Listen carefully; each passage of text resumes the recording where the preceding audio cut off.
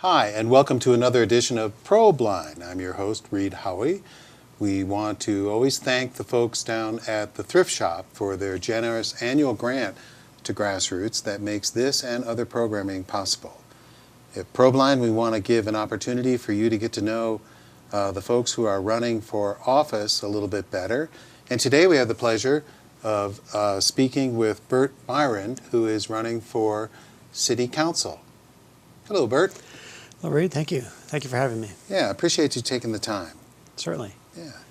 So, you're running for City Council.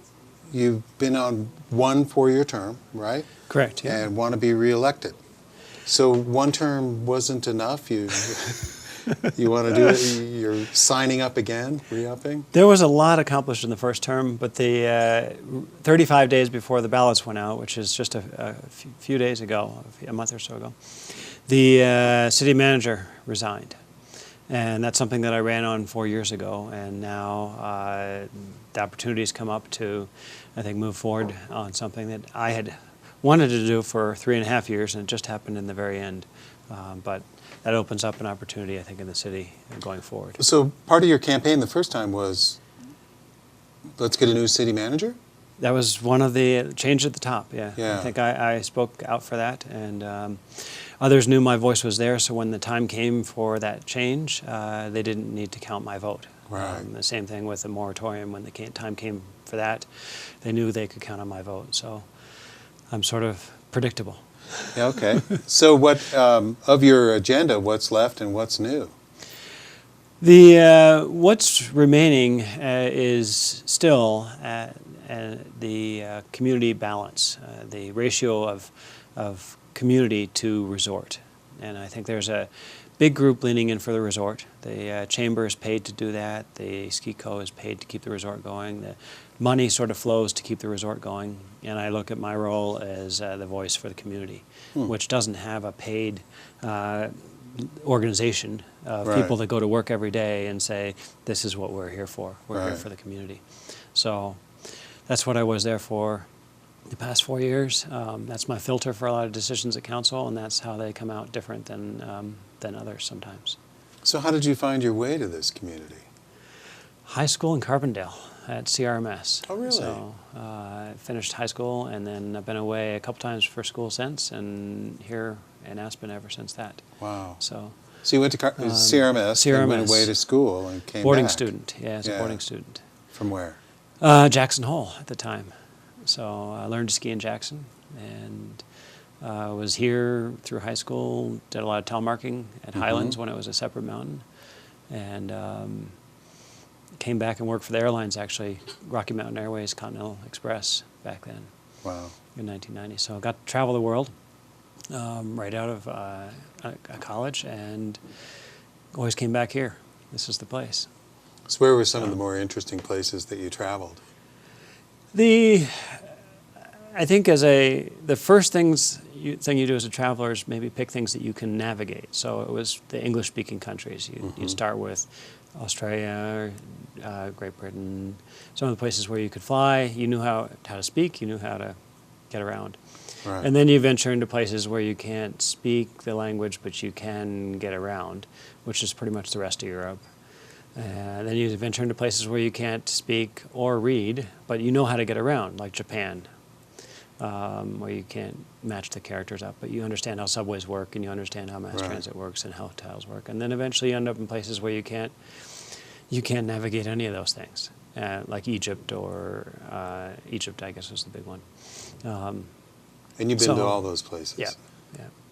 So I got to see a lot of that right away with the basically free airline worldwide. So have you found that kind of informs your worldview that you bring back here? Or? Absolutely, Yeah. it does. And I think community in all those places is what keeps everything going. So, and that's the same thing here. People come to Aspen and they speak of the community versus leaving and just talking about the resort. So. Right. That's what our competitive advantage is, I think, over so many other places, is the community. If we lead on the community, I think everything else will follow. The resort will follow. And what do you define as the community? How does that work for you? Well, the community are the voters, Yeah. first and foremost. So the 2,500 people or so who show up and cast a ballot time in and time out are the deciding folks in the community. Mm-hmm. And usually they're 40% on one side and 40% on the other, and there's a group in the middle that sort of goes back and forth. So Right. it's a really small, for a town that everyone in the world's heard of, it's a very small group of people who change the middle of those votes. Yeah. So. Well, help me understand, though, because you're saying that it's really important for you to preserve the community, but let's put some definition on that. What is that? How do you know you have a community? I think when you walk, whether it's you walk into the grocery store, city market, or you walk down the street, or you get on the gondola, or you're in line doing something, you don't get a block or two without seeing someone that you know. Mm-hmm. And that's not the case in many places. So if you go to Vail, it's a whole different feel. If you walk through Disney World or Disneyland, it's a whole different feel as a guest. Right. But here, even the guests who come back year in and year out, you might see people once a year, and they're here, and they recognize you, and you recognize them. Right. So what I'm hearing is that the scale of things is important. Is that fair to say? I think the scale, but more importantly, the ratio. So Okay. if the ratio of people here doesn't include people that are locals, that ratio could be zero. Unfortunately, it's not zero. Other places it is zero. Nobody lives at Disney. So the ratio So- of guests Of to... locals to guests. Yeah. Yeah. Of people who are here to guests. And I think that ratio is critical. It's the conversations you have out at the bar at night. It's the conversations you have on the lift. It's the conversations you have just as you're wandering around town. So in your 4 years, how do you think you've done with working on that ratio? That ratio is tough. Yeah. Even leaning into it is a difficult thing because it's expensive. The expensive part of that ratio is housing for the community. Mm-hmm. And the first thing the resort wants to give on is housing for that community. So before my time, the art museum was built, and it was built with zero affordable housing as there's a waiver and a loophole in this city to let you do that. So that's code. The code allows that, and the question is, going forward, do we want to eliminate that loophole, that piece of code that has zero employees from the art museum covering housing, or basically the art museum covering zero housing for employees. Yet employees live in our housing, which displaces other businesses who are mitigating. So it's unfair to those who have to mitigate when you have others who have a zero requirement. Mm-hmm. So, but I think, need to continue to lean into increasing those requirements. What do you think they should be? Well, our social policy is that you can stay here and retire, which I think is very important. If you've been here and this is the community you built, and you want to retire in your housing, that's something I strongly support. I think that then justifies the need to be over 100%, because if you look at a workforce for anything, and then you look at the retired workforce for that same entity or same space, square footage, it's going to be more than 100%. It's Right. more than all the people that are working there. Yeah. So getting from here to there, it might take a 1% phase-in per year to get to say, you can't shock the market and say it's 100% tomorrow from 65, which is where we are now. And we did a 5% increase while I was in the past 5 years, or 4 years on council. So that's maybe acceptable, a step. But instead of our 5% increase in the past 4 years, it maybe should have been just 1% a year, so it continues to chug along. Mm-hmm. So there are things like that, and we have done a few things where we've had phased them in versus all at once. Yeah. So are these proposals that you initiated? one of them is the phase out of commercial space. It's sort of a technical thing, but I'll describe it a little bit. When people would level something like the Wiener Stube, they would take that square footage that was built previously, and they would get a credit for that when they built the new building that's enormous there. And they wouldn't have to build housing going forward. and that For that portion that for was that already portion, there. right? So if that building was 5,000 square feet and you're building 50, for that 10% that you're building, you don't even count that when you calculate your new numbers. And that was something I initiated. The phase out of it is sort of deep in the code, but it's supported by the rest of council, and that passed, and that's phased out, I think, over maybe 15 years or so. So, yeah, those are code amendments, that legislation that sort of helps preserve our community. Right. But it's deep in the land use code. Yeah, it's So. fairly technical, but it has a policy implication. Right. And is that where you get the most? What do you get out of being on council? I mean, how is it a joy or a pleasure for you, or satisfying? I think it's satisfying because it's a place I decided to call home. So when I had a choice to be pretty much anywhere in the world, this is where I chose to be. You don't really get that choice when you're in high school and before, so your parents control that, or someone else controls that. Where you're born, everyone else controls that. Finally, when you finish college, you have this opportunity to choose your own destiny, and I chose this as my destiny. And it's where I want to be. Mm-hmm. And so how do you make it the best it can be? How do you make it a place where you do bump into people and talk to people who are really here as part of a community? Right. But how does being on council then be satisfying? I mean, the things process like that, of the being process on of being able to move a code amendment like that Yeah. is very satisfying, because I know that code amendment will be there as it incrementally steps up for a long time, Mm-hmm. and the impacts that will have is delivering more community to Aspen versus the resort. Yeah. It's still, the ratios, we're sliding backwards every single day. We slide backwards. So it's just a question of how I can slow that down. We'll never get to zero. We'll never get to a treading water. We're still Right. sinking. The question is how fast we're sinking. So I'm working on trying to slow that sinking down. That should not be on your button. No, but it is. Slowing the Titanic. It is what's going on, and Well, it's a difficult thing to lean into, and if people you have to work hard. The easy thing to coast is just to let it, and I think in general in politics, the easy thing to do is to steal from the future and give to the present. And one of the things I'm constantly trying to do is taking from the present and giving to the future, and Mm-hmm. my decisions then come out differently with that sort of filter. Right. Are you able to bring along 2 other votes? I have. Like for that one, Yeah. that was a code amendment that I brought along other votes. Sometimes I have to go to the voters to get the other votes, but there was a referendum right when I ran 4 years ago that I had to go to the voters. It was opposed by everybody on council. And what was that? It was Ref 1 at the time, which just meant it was the first referendum of Right. the year.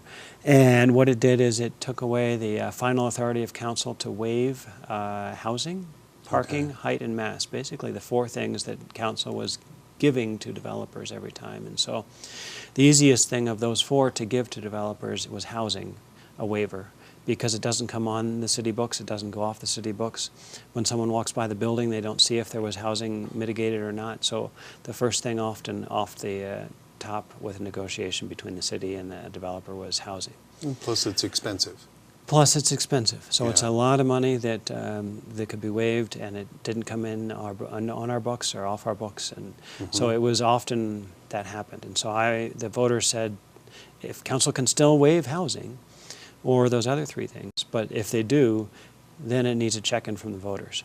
Okay. So in the past 4 years, there have been 0 applications in those zones that rely solely on the referendum 1 to go to the voters. There's a issue now at the voters, but there's some public land and other things involved in it, but it wasn't purely a Ref 1 referral.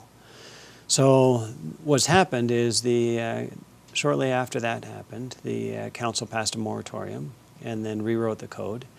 And Ref 1 allows the council to write any code we want, or whoever is on council wants. So the council could say there's no housing requirement, there's 100% housing requirement.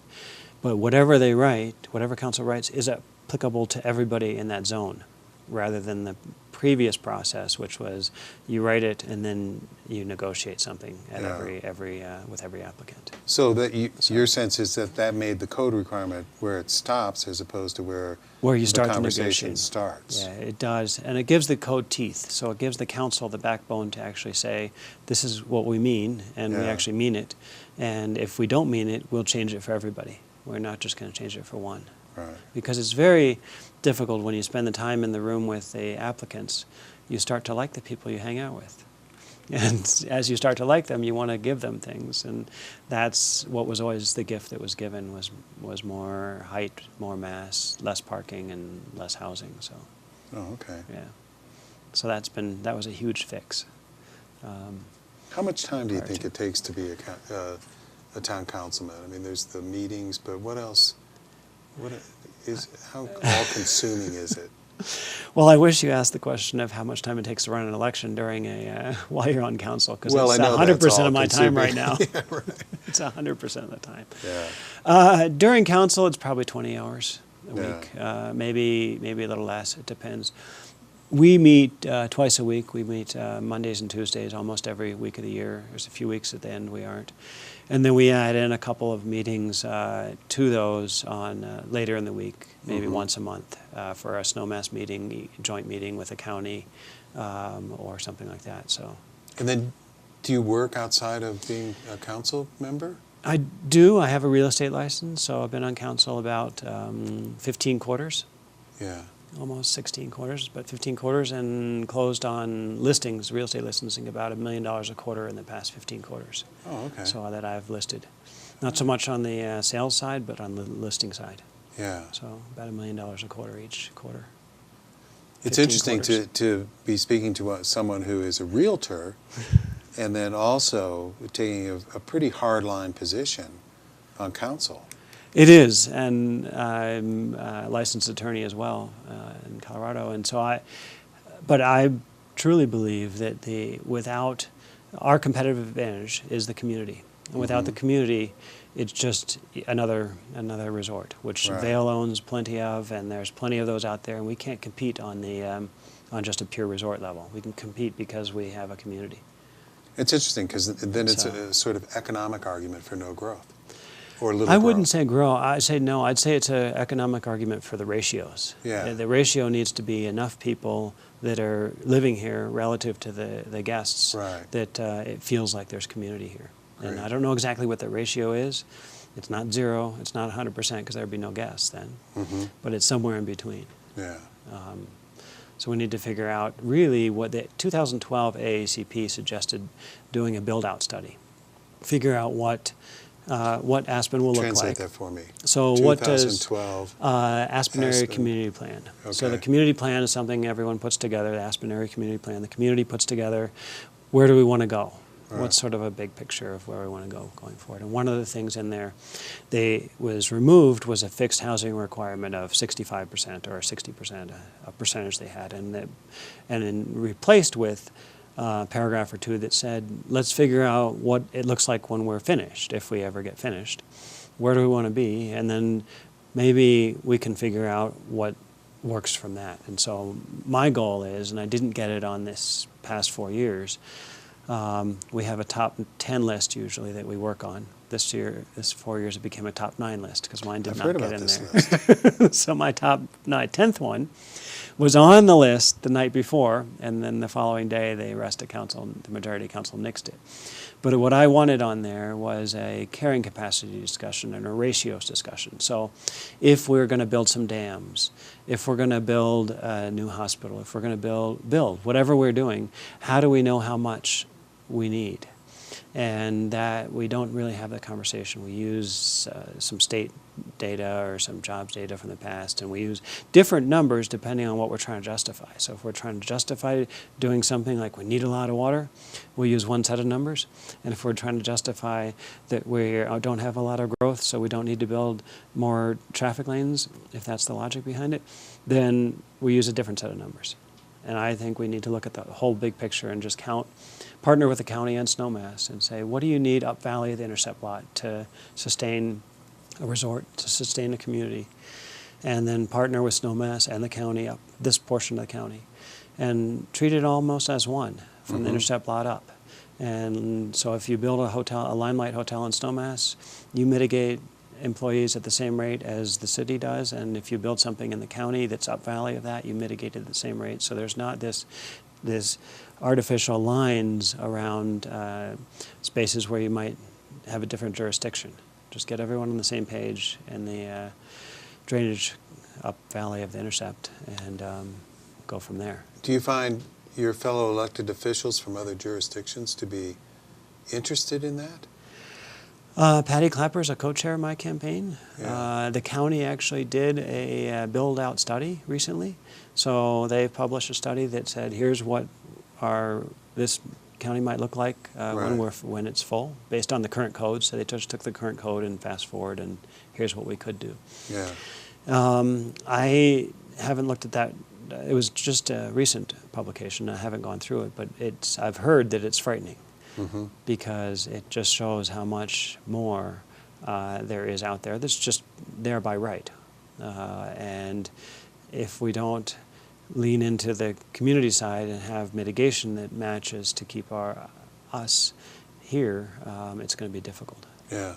So, but I think we're all in it as one, sort of up valley of the intercept lot, which is a different thought than I think everyone doing their own jurisdictions. Well, but it does bring up this interesting kind of, to me, conversation of, is Aspen a neighborhood within a larger community? Mm-hmm. Is it a standalone community? And I find it interesting to hear you saying, or if I'm correctly listening to this, interpreting it as everything up from the intercept lot is interconnected. It is. There's a free bus system between the Snowmass and Aspen now, thanks to Tony Kronberg, who recognized there was a free bus from Aspen to the intercept and from the intercept to Snowmass, but nobody was telling anyone that you could actually do the two rides in sequence. And if you did them as a one ticket, you used to actually pay to ride from Aspen to Snowmass. If you did them as two rides in sequence, you got it for free. Right. That now is funded by the EOTC, and it's actually recognized and promoted as a free transit between the two. So I think Snowmass and Aspen are very interconnected. People stay in one, ski in the other, stay in one, dine in the other, and live in one and work in another. So right. But you can also put Basalt in that. In Basalt Carbondale. a little bit. Snowmass, I think, more so because they've got a housing program, affordable housing program now. They're a little bit more defensive on their housing program. They put everyone outside of Snowmass as a second tier in the lotteries for their housing. We do not do that. So if you live in Snowmass Village and you want to bid in housing funded by the city of Aspen, you don't come second. But if you live in the city of Aspen and you want to bid on housing that's funded by the city of Snowmass, you come second. Mm-hmm. So we don't really play completely well together. Right. But I think should all be on the same field. Well, those are fairly intense conversations. I mean, what do you do to relax and enjoy this community that you've picked and love? I ski. So I just got off the mountain just before I came in today. Before that, I was working on election stuff. So today, I think I try to get out and enjoy the resort as much. It's right in our backyard. The resort is here, and I think the outdoors are probably the most enjoyable part to me. Yeah. So. Are you still telemarking?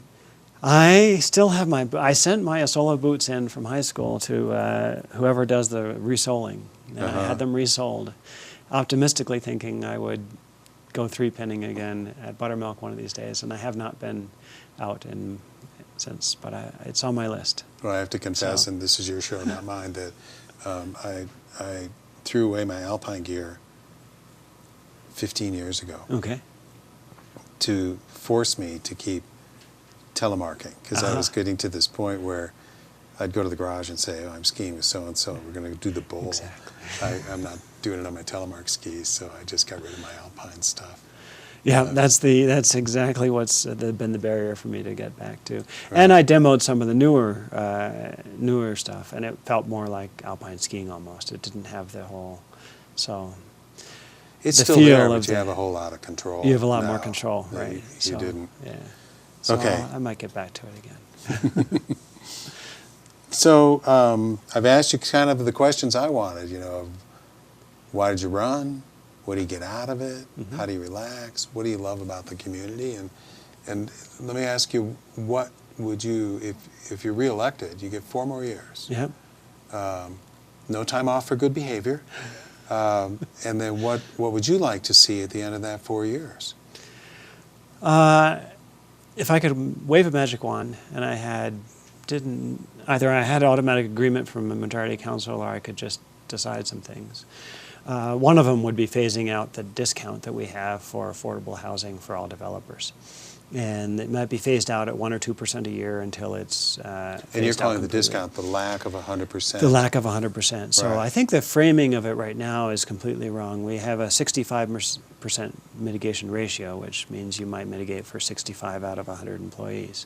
Right. Instead, I think that should be phrased as a 35% discount.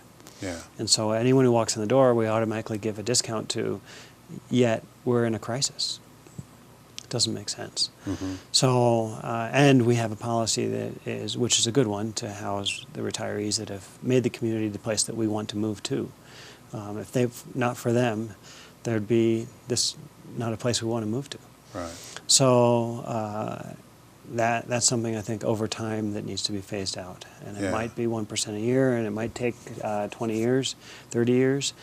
And if it takes that, it doesn't upset the real estate market, which I'm somewhat concerned about. I don't want to have something that just shocks the market. Mm-hmm. And it will give people time if they want to do something today or in 5 years without suddenly being 100%.